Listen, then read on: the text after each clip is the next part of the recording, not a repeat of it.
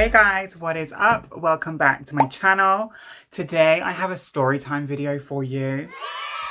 Also, if you want to see me do this makeup look, I will link to it above, up here somewhere. So if you want to watch that, just click on that and you can see it. Watch it after this video. So today's story time video is one that happened to me a long time ago.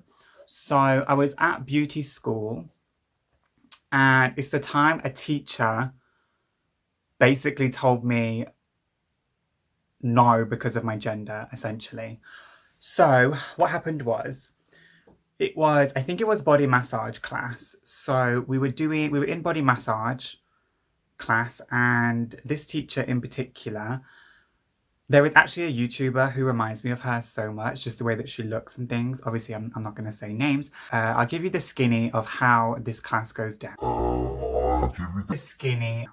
So when you're at beauty school, you have training. So you train and you're doing training with the other classmates that are in your class. And once you get to a level where you feel confident enough in the said treatment, you then go on to do an assessment. So an assessment is basically when you have a client come in. It could be a friend, it could be a family member. Sometimes the college actually has a booking system where people from the public can book in, and it's honestly, it's dirt cheap. And so sometimes our clients came from that as well. On this particular day, there was a gentleman who booked in for a body massage, and apparently he comes in a lot. I don't really know this because we're not in charge of the booking system, we're just students. So apparently he comes in a lot according to the teacher, and the teacher basically is saying in the class, so we have these booked appointments today. Who needs to have an assessment done? You will take these clients, right? Obviously, they can't force people to do these clients. You can't force students to do clients if they don't want to. It's a bit of a grey area. I don't really understand how it works, but you can't really force people to do it. And me, personally, I was already done with my body massage module. So I'd already had my clients in, I brought family members in, friends, things like that. And I'd already been assessed and I'd been ticked off and passed. And everyone in the class, there's probably about 20 of us in this class. I don't know, probably like 20 people. And everyone was like, no, I don't want to do it. I don't want to do it. Some people were like, I don't want to do it. I can't be bothered because they're lazy. Some people just didn't feel confident, I suppose. And so, but I would get the general consensus was nobody wanted to do it and nobody could be bothered. So I just kind of sat back in the room for a bit. You know, we're all sat on individual couches, like 2 people to a couch, student wise. And she's probably asking everyone, and everyone was going, no. And then I just said, I'll do it. I was like, I'll do it, miss. If nobody wants to do it, obviously I will do it. I don't need to because I'm already have the assessment, but I will do it just so we're not laying down booked in clients. This is fine. I don't mind. I will just do it. I don't want to say take one for the team, but someone had to do this client. Like, this client was booked in from an external source. Like, he wasn't someone that everyone knew. And so I was like, I just said, I will do it. So bear in mind, this is pre-transition. I was still quite male presenting when I was at college. I mean, when I say male presenting, I would say I was more androgynous. But obviously I had my old name and things. And the teacher looks at me dead in the face and she goes, I don't think he wants a male therapist touching him. That's kind of gross. And I was just kind of thinking in my head, I was like, bitch, I was just trying to help you out. I was just trying to offer you someone to do it. I was just trying to help you. And then I was kind of thinking, I don't remember what I said. I think I just went, oh. I think I was a bit shocked. I was like, oh, okay. Okay. Then she just kind of was like, so who's going to do it? Because he's obviously not doing it, pointing at me. And I just felt so uncomfortable and so like, excuse me. And that is probably when I got my first taste of discrimination in the beauty industry. And that was from a college teacher. So if that's from a college teacher, you can only imagine what it's going to be like. I was just like, I was shocked. Honestly, I was a bit shocked and I was a little bit taken aback. And I looked at my, oh my God, lipstick on my teeth. Girl. I just looked at my friend and she was like, what the hell? And I mean, I understand that some people aren't comfortable with it, but if you're booking in to a college and it could be any students, you're doing a treatment. It's nothing sexual. It's nothing creepy. You're there to receive a service and you get it done. Like, how many male therapists are there all over the world in hotels, in spas? I didn't really understand it. And then I sat down and I thought about it and I was thinking, oh, clearly this bitch has an issue. And when I sit down and think about it now, I suppose she was kind of a bit like distant in a way. And she did actually come over to me later on and she was kind of, oh, I'm sorry about earlier. I didn't mean to embarrass you in front of the class and single you out. And something like that. I think she said that. I don't remember. And I was just kind of like, oh, I said, it's okay. I said, I was like, I understand if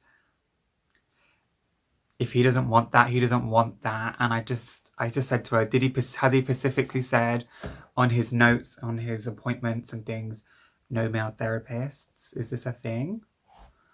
And she said, no, he hasn't. But I just assumed. And I thought, you should really assume. And what's a funny story is, I actually saw her again like 3 years ago, maybe 4 years ago. And I was working on Beauty Counter. I think it was Origins skincare. I was working on Origins. And she came in and she was with her husband. And she wanted to buy skincare. And she was talking to me. Obviously, she didn't know who I was. She had no idea. And I obviously knew who she was. And I was like, hi. I said to her, I said, do you remember me? And she was like, no. I said, you used to teach me in college. I can't say where I used to go, where I did beauty. And she was like, oh, it doesn't ring a bell. And I said, oh, well, I said, my name is Lauren, but my name used to be this. And she was like, I literally saw the blood drain from her face. And she was like, oh, wow. She goes, you look great.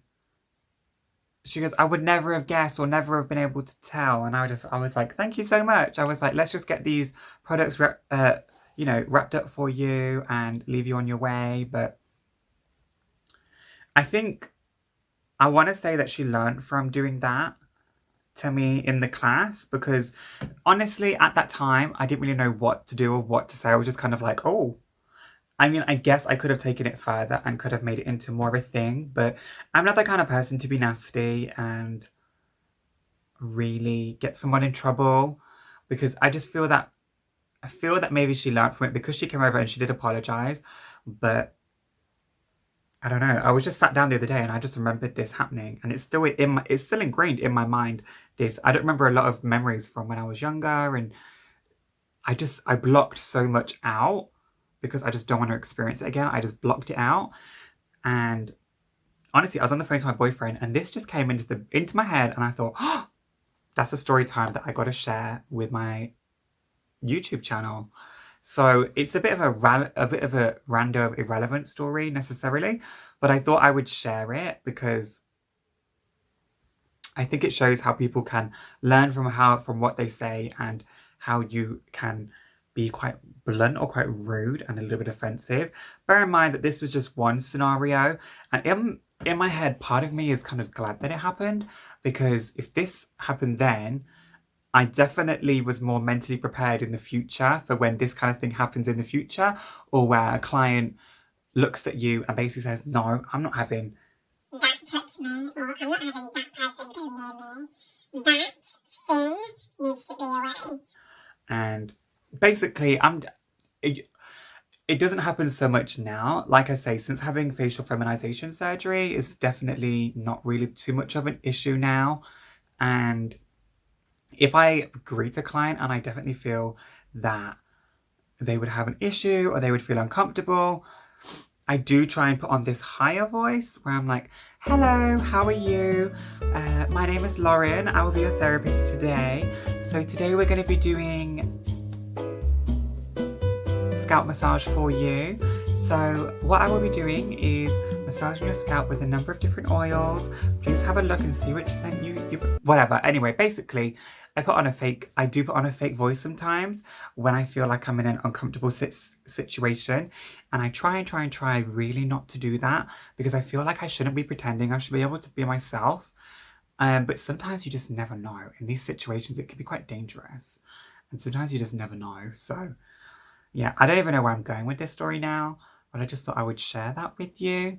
And, yeah, I don't know. I hope you found this story interesting or it's a little bit different for my channel. But as and when stories that I remember from my past come into my head, I will share them as a story time with you guys as and when they come into my head. But right now, this is the only one that came into my head. But as always, thank you so much for watching. Please like and subscribe. And until next time, I will see you all very soon. Bye!